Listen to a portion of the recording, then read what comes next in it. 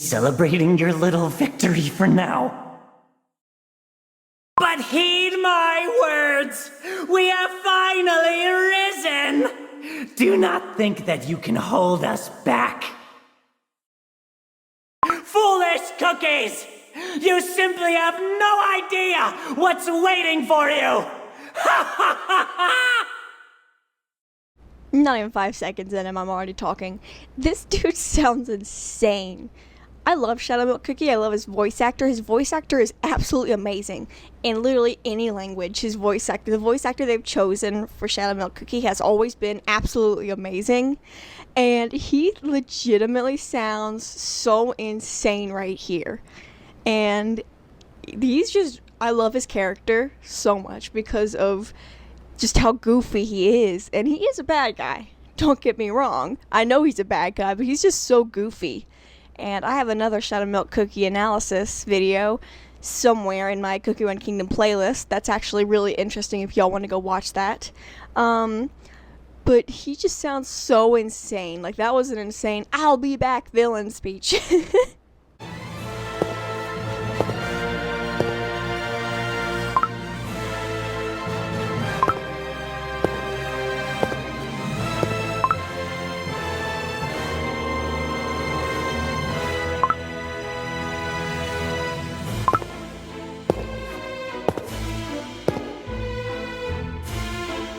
Those ignorant fools rejoice, for they live in the bliss of oblivion. Is it not something to celebrate? Okay, so if you can recognize that all of those portraits of different characters are all Shadow Milk Cookie, how could you not recognize those characters that were like blue and stuff? How could you not recognize that they were definitely affiliated with Shadow Milk Cookie? Just a thought. Do not pretend you do not understand. You have witnessed it many times with your own eyes.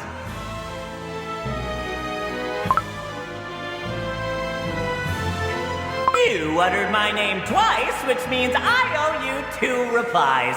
No, and I refuse to be silenced. I absolutely love how goofy Shadow Milk Cookie is. He's just like, well, you asked me 2 questions, so now I owe you 2 replies. Nope, and I refuse to be silenced. It's just absolutely hilarious to me how goofy he is. Now, granted, just because he's goofy does not mean that he's not a bad guy. He is a terrible person. He's just hilarious, though.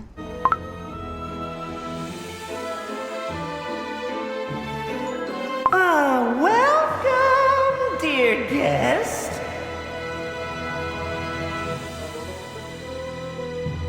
Welcome to my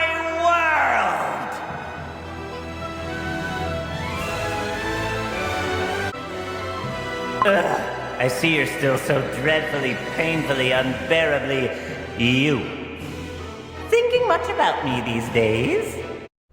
Shadow Milk Cookie knows Pure Vanilla, and he knows how to get under his skin, and so because of this, he knows that Pure Vanilla's been thinking about him. He's like, thinking about me much these days. He knows that Pure Vanilla's been thinking about him because he's been deliberately messing with him. He's been putting things in his mind for him to think about, like these doubts and stuff. He's been doing this all on purpose. He's just playing with him. He definitely knows that Pure Vanilla's been thinking about him. And then, of course, just going, you have to be so you about it. It just goes to show that he knows Pure Vanilla Cookie very well.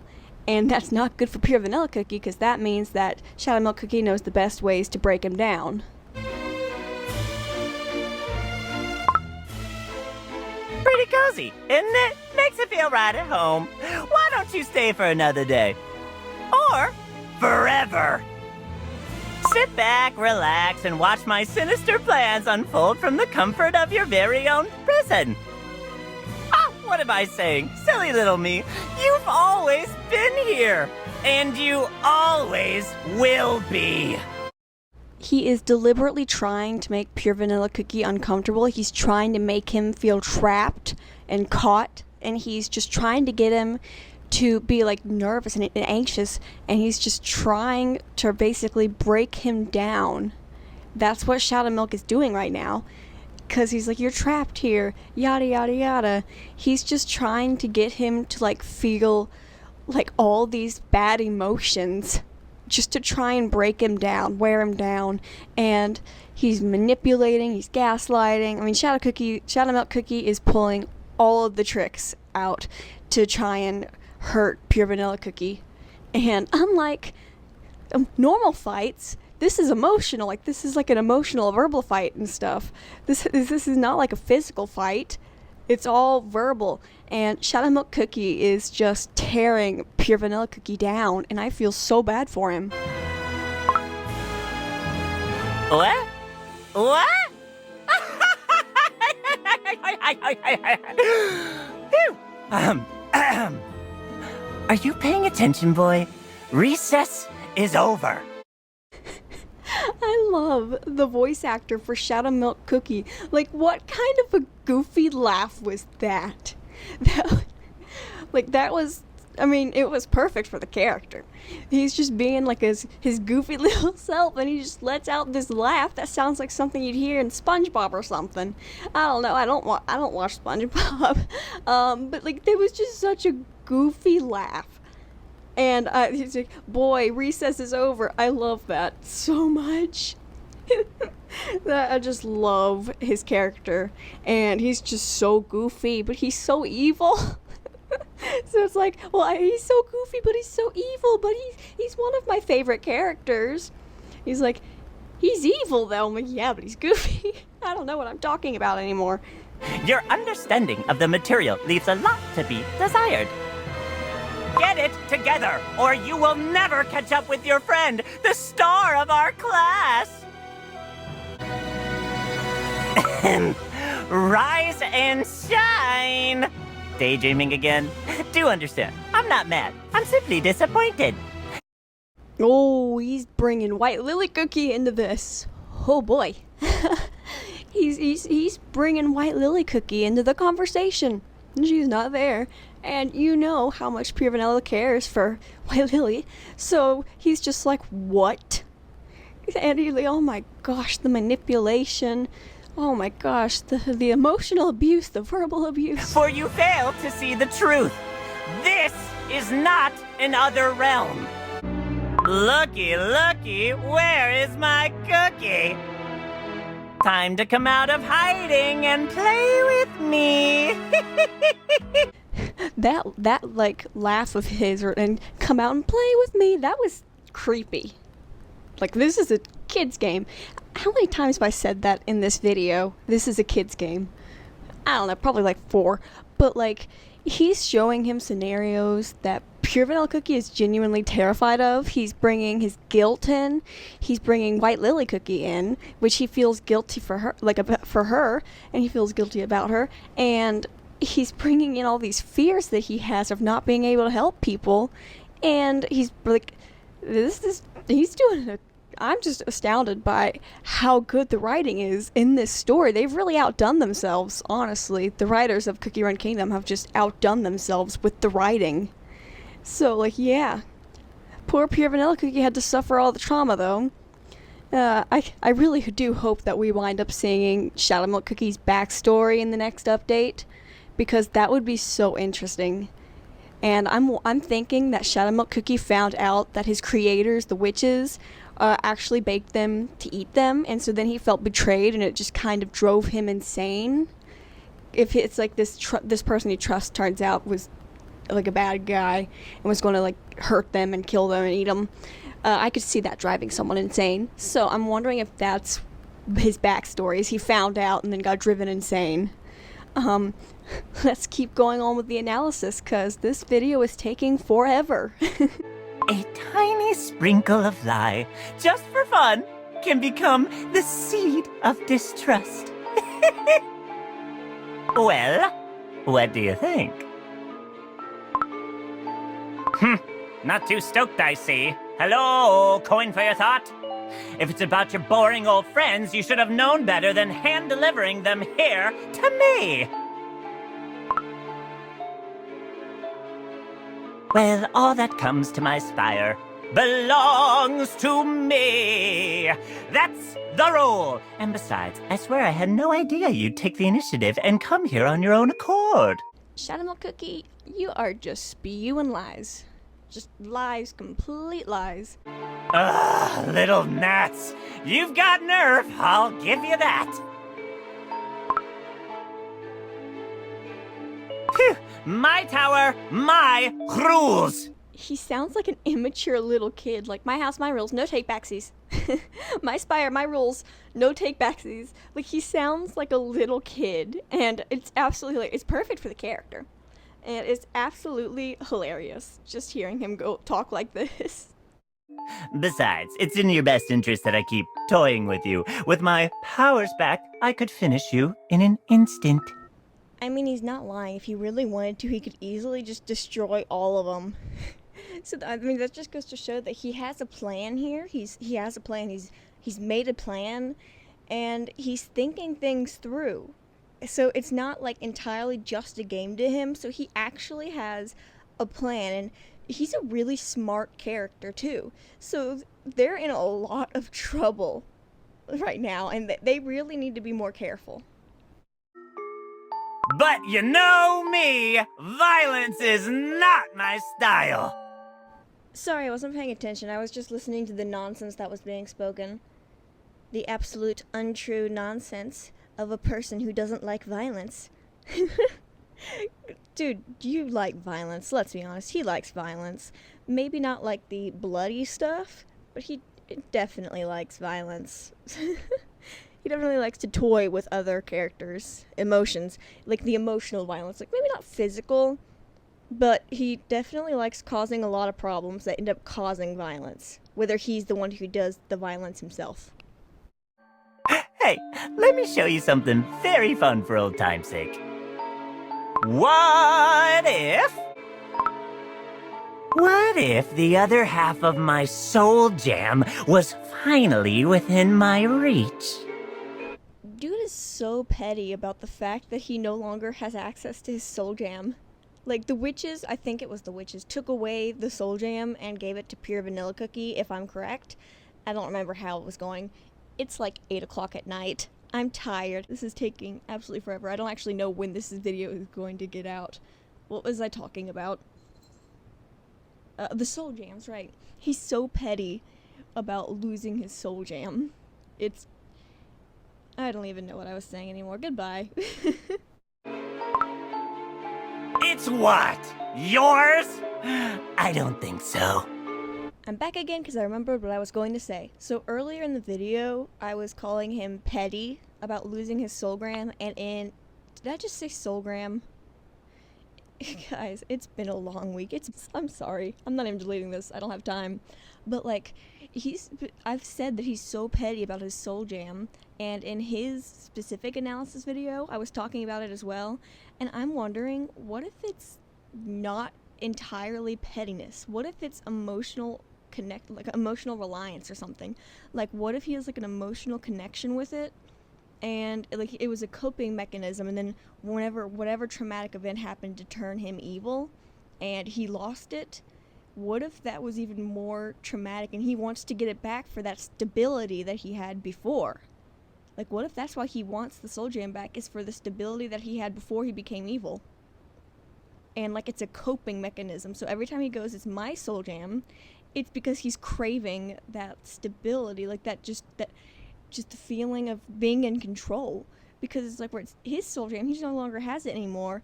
It was taken away from him. That's taking away his sense of control. So he wants it back just to be like he's in control. Like, his entire thing is control. He feels like he needs to be in control all the time. And I'm starting to think that there's like an emotional trauma response to something, whatever happened. And I think it goes a lot deeper than what I had said before, where it was just pettiness, I think. Just look at yourself.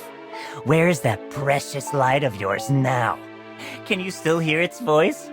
You can't, can you? So this is going to be really controversial, but what if when Shadow Milk Cookie is talking to Pure Vanilla Cookie like this, like, you can't hear it, can you? yada yada yada. And whenever he's specifically picking on Pure Vanilla Cookie and the Light of Truth, what if in Shadow Milk Cookie's mind he's also talking to a younger version of himself? Like, what if he's like also like making fun of his younger self? Like, in his mind, he probably thinks younger him was an idiot due to all this like corruption and trauma that he's gone through. He's probably thinking younger him was an idiot to fall for this stuff. So what if he is projecting that onto Pure Vanilla Cookie, and in his mind it's like he's taking it out on himself as a younger kid? What if that's happening? Shadow Milk Cookie definitely sees Pure Vanilla as like a younger version of him, because like Shadow Milk Cookie is the direct opposite of Pure Vanilla Cookie, and at one point they were very similar. So there's obviously a connection. So I'm wondering if Shadow Milk Cookie is like seeing Pure Vanilla as a younger version of him. Also, if you've noticed, Shadow Milk Cookie really wants Pure Vanilla on his side. Like, Shadow Milk Cookie could easily just take the Soul Jam right now. Pure Vanilla's not in a good space of mind, so Shadow Milk could easily just take it or manipulate him to give it to him, but he's not done that yet. Like, he's not flat out asked for it yet. I'm thinking that Shadow Milk Cookie is incredibly lonely, because in the live stream, he says that Mystic Flower Cookie, I always want to call her White Flower Cookie, because White Flower's a thing, and so Mystic Flower is just White Flower Cookie. It was a whole thing. But like, he flat out called her a party pooper because of the whole apathy and stuff, and he talked about Burning Spice Cookie, and he's like, but he goes off script a lot, and I don't think that he's as close with the other Beast Cookies as he likes to make it seem. So I think that deep down, this is a really lonely character who craves stability, who craves to be in some sort of control, and that's a trauma response. Craving control, craving stability, and like just feeling like you have to take it. That's a trauma response. And it's clear that he's been through a lot, so I think that pretty much everything that's going on with him is a trauma response. With Burning Spice Cookie, I don't know his entire backstory. I made a video analyzing him, and I did not really like his backstory at all, because his backstory was just, I'm immortal, I've seen everything, I'm bored, I'm going to destroy stuff. And to me, that's not a, I mean, it's a good backstory for Burning Spice Cookie, but like, it's not the best. Like, that makes him a truly bad guy, in my opinion. With Shadow Milk Cookie, yes, Shadow Milk Cookie has done a lot of bad things. Yes, he's a bad guy. He's a really well-written bad guy, but he's also a sympathetic bad guy. And if he's been through a lot of trauma, that doesn't justify what he's doing, but it makes a lot more sense when looking at his character and looking at the things he does. It's like, oh, it's because of all this. For me, it's just hard to understand why Burning Spice Cookie did the things he did just because he was bored.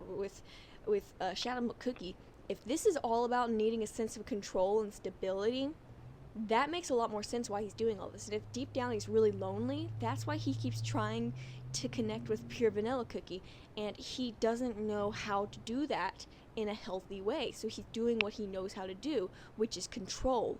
And like, he knows how to control things. He does not know, and he needs that control. He does not know how to form a healthy relationship. So I think that he's just trying to befriend, like, he's just really lonely. What does it make you without it? What does it make you without it? That is definitely something, like, there's no way Shadow Milk Cookie would be saying that if he's trying to think that for himself. Because think about it, why is he so obsessed with getting his Soul Jam back? He's incredibly powerful without it. Why would he need it? It's because he's like, what would you be without it? He feels like he needs it. Like, he's talking to not only Pure Vanilla, but he's also talking to himself. And in his mind, he's not talking to himself, probably, but it's definitely referring to himself. And where Shadow Milk Cookie does not talk about his problems with people, and that shows through his dialogue with Pure Vanilla Cookie. And I think that he is subconsciously projecting his traumas and his problems onto Pure Vanilla Cookie. And so whenever he says stuff like that, he's actually talking to himself. Now, I could be completely wrong. He could just be doing, well, he is doing this to manipulate Pure Vanilla Cookie as well, but it could entirely be just that. Like, there could be nothing psychological behind this. Like, but well, there is something psychological behind this, but it could be not what the way that I'm referring to it as. Are you still the once noble, pure vanilla cookie? Are you still the once noble Pure Vanilla Cookie? This is definitely something that Shadow Milk Cookie thought about himself when he first lost his soul jam, or if he had not lost it yet, when he first started beginning the corrupted path that he's on. What if he's like talking to himself as like his younger self, or he's pulling from his past experiences, his past thoughts, his past traumas, and he's using that as a way to manipulate Pure Vanilla Cookie to place doubts in his mind. Like, what if this wasn't even a thought that Pure Vanilla was having, and Shadow Milk Cookie was like, hey, I had this thought when I got corrupted. I'm going to tell him that. Just to put it in his mind. If that's like the case where he's putting his own experiences into like that, he's a really smart character. He's a really good manipulator. And honestly, guys, I sound like my literature analysis teacher. Seriously, I'm taking a literature analysis class, and it's like, go for the stuff that no one would think of. And I'm like, and so it's like now I'm like, well, I'm definitely going for things that people probably don't think about. But hey, it makes it interesting. I'm not so sure. Not so sure. Yes, dread and despair. Who wouldn't feel the same in your place? But you refuse to admit your true emotions to me. Who knew you were so full of such petty pride? Please, Shadow Milk Cookie, that's so hypocritical of you, mister.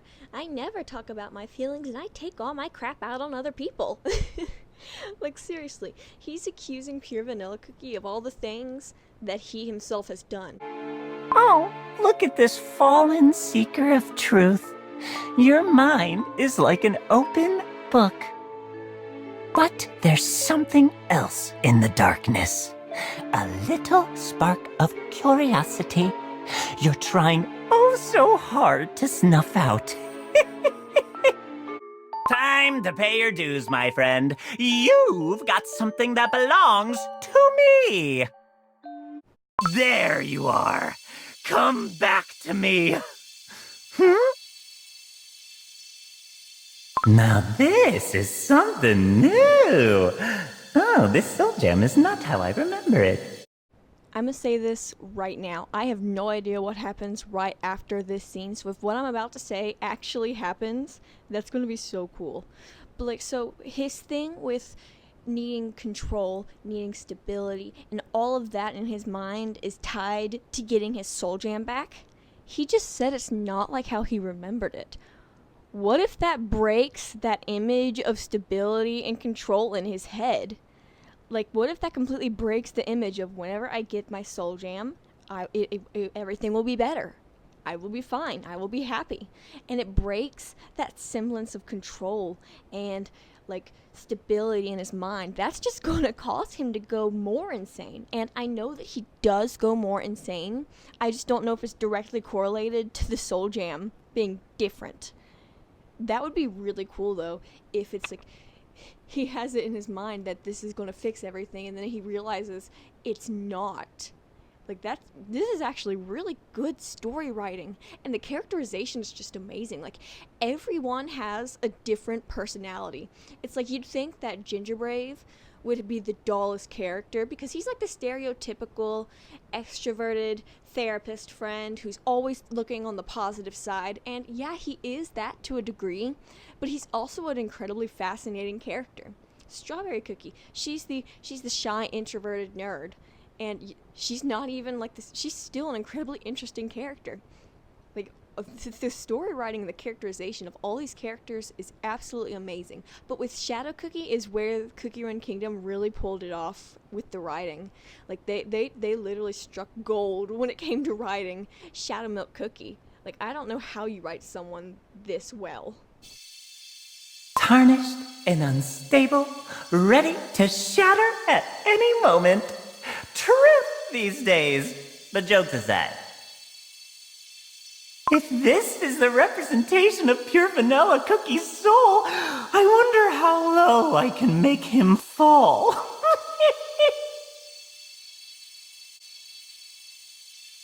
So Shadow Milk Cookie clearly enjoys tormenting pure vanilla Cookie, and it's like, if he thinks of pure vanilla Cookie as a younger version of him, why is he tormenting him? Like, wouldn't he want to take him under his wing? Not necessarily. Trauma affects everybody differently. What if, like, even if in his mind he wanted to help, what if in his mind this was his way of helping? That's just one thought. But, like, I think that he is in the mindset of, I have been hurt. Pure vanilla Cookie's like me. He's happy. Why is he happy? I'm not happy. And so he's projecting that onto pure vanilla Cookie. And he's enjoying seeing pure vanilla Cookie go through the same things that he is, because it's not only making him feel less alone, but he also doesn't have to look at him and be like, he's happy. Why am I not happy? What's wrong with me? I think that that's one of the reasons why he loves tormenting pure vanilla Cookie. But, like, there's a million reasons as to why it could be that he wants to do this stuff. And it's really fascinating, just the psychology behind all of this. And, like, I could be entirely wrong with the psychology and stuff. It's just really fascinating to me how deep this goes. Where are we? Looks like a giant chessboard. Welcome to the endless game of chess! Ah, chess! Each move is like a stimulating conversation, unfolding one step at a time. So I know nothing about chess, but what I do know is that, like, the really good chess players are good at predicting other players' moves. So perhaps where Shadow Milk has this need for a sense of control, he has chess because he feels like he has it with chess, because if someone does something, you typically have, like, a counter move against it. Then again, I know nothing about chess. I could be thinking of an entirely different game. But I'm gonna just throw this out there as a just in case I'm right. An enchanting dance of black and white. This game will show pure vanilla Cookie's true colors, highlight the lie he harbors in his heart. Today, the illustrious Shadow Milk Cookie, master of all deceit, will pass his judgment. Oh, just listen to him. The fella has a way with words. Why don't we hear the rules? Black Sapphire Cookie? Black Sapphire Cookie is literally Shadow Milk Cookie's mini-me. Like, they are so similar. It's absolutely hilarious. I mean, they're both dramatic, they're both divas, they both love performing. I mean, come on. And they're just like, they might as well be, they're like the little children that the person just kind of adopted unwillingly. Like in pretty much any Star Wars TV show, like The Mandalorian, it's like you got the dad who does not want the kid, next thing you know he's got kids. So basically, that's basically what happened with Shadow Milk Cookie. So yeah. Of course, there's more to this test. I'll push him even further to see how the Soul Gem will react. So this could go very badly. So when White Lily Cookie was pushed to her limits, her soul gem ended up shattering and she split into two. Like, so she has herself and her evil counterpart, which is Dark Enchantress Cookie. And so Shadow Milk's trying to push Pure Vanilla Cookie to his limits, and so it's really dangerous because what if that happens to Pure Vanilla Cookie? And Shadow Milk Cookie knows about what happened to White Lily, so I'm wondering if he's doing this on purpose. Like, if he wants something to happen like that to Pure Vanilla Cookie. He's like, yeah, I'm gonna push him to his limits, and maybe he'll get an evil counterpart that acts exactly like I do, since they're like complete opposites. That could be what's going on. Granted, I don't think that's what's happening. I highly doubt Cookie Run Kingdom would take that route. But it could be. Who knows? Our chess has one special rule. White begins with a question to which black must answer. If black fails to provide one, white goes again. One last thing. In this game, it is forbidden to lie. Make sure to answer honestly and truthfully. Their logic here makes absolutely no sense, but granted, when does it ever? But like, the you're not allowed to lie. That makes no sense. And I'm wondering if they're doing this to test to see if he truly has been corrupted, because his whole thing was truth. And next thing you know, he's truthless recluse. So Shadowmilk Cookie's probably like, maybe you're trying to trick me, so I'm gonna test you. So if Pure Vanilla Cookie gets caught lying, then it's like, you broke the rules. You truly are corrupted and one of us. Maybe that's why he's doing it. I don't know. We're gonna go and see. Oh, we do love a good skeptic around here. Now let's choose sides with a good old coin toss. Let's see who will go first. Oh, you don't want to play? Come on, it'll be fun. Oh, are we too scared to talk now? Well, what can you do? Fetch the coin.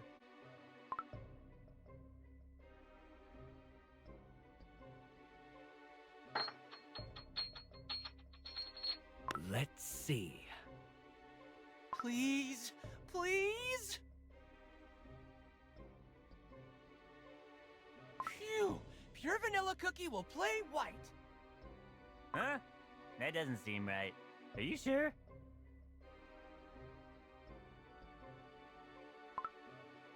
Why are you acting surprised that he cheated? It's literally Shadowmilk Cookie. What I'm surprised about is the fact that it landed on Pure Vanilla first and that he didn't rig it. I mean, clearly he cheated.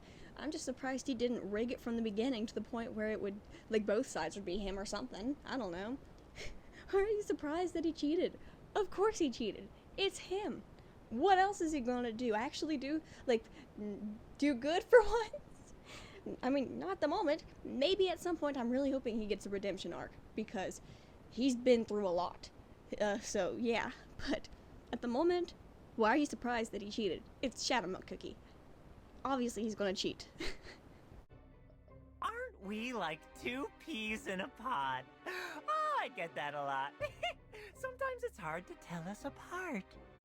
So the way that Shadowmilk Cookie said that, it was so subtle, so nonchalant, that it could easily be looked over, but to Pure Vanilla Cookie, the fact that he said it so nonchalant, it makes it look like he wasn't trying to do the jab. Like, it makes it look like he wasn't even trying to insult him. He just said it so subtly, so nonchalant, that it's something that he actually believes. That's what it looked like.